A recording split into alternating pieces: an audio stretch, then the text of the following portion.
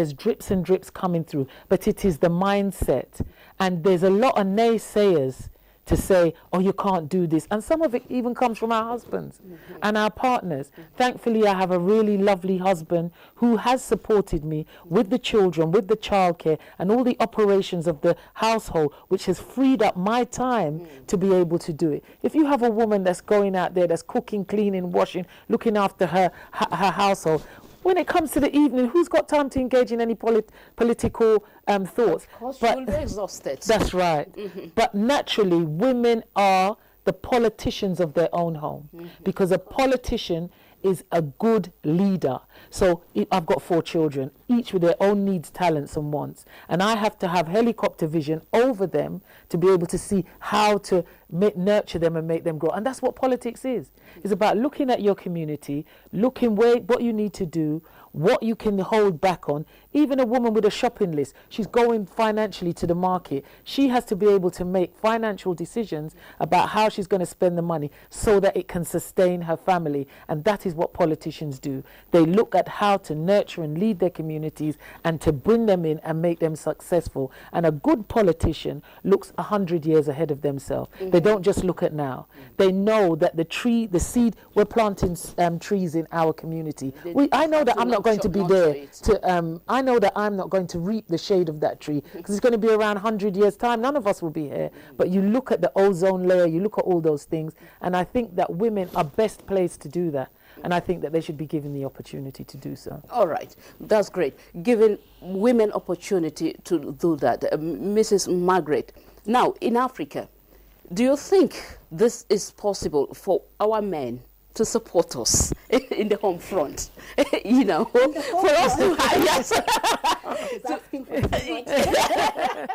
Yes. Is it possible for them, you know, to help us, for us to get time to do other things in the political space? I mean, they're already helping us.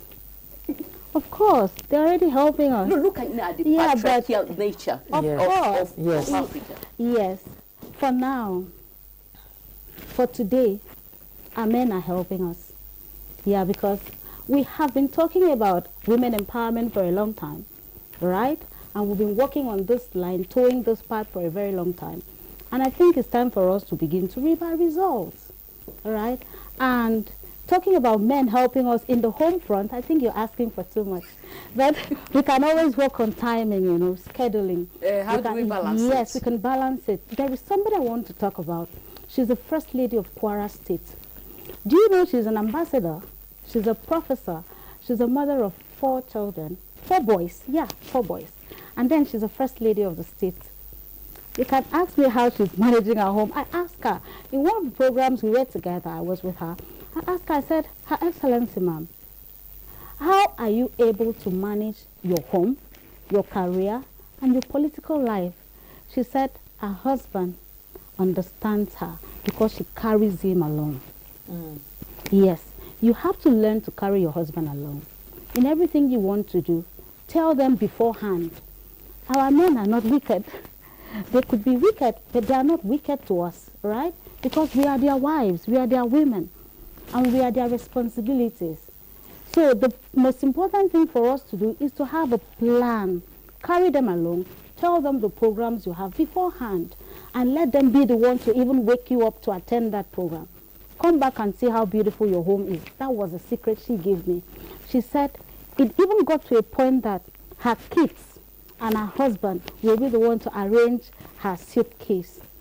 Right, you have a great mentor. Carry your husbands along and to make it easier. All right. Of course, you have found a mentor.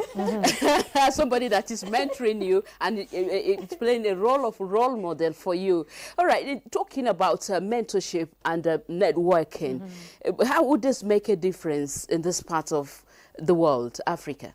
I think you need a lot of social currency. Yeah. You need social currency. Bob Marley once said, some people are so poor, the only thing they have is money. And I've held on to that slogan because it's not money and riches. It is social enterprise.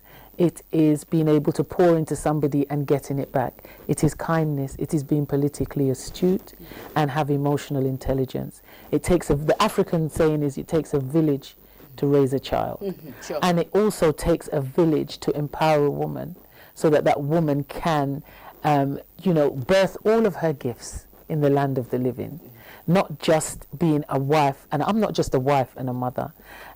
Africa has got an additional layer of support because you have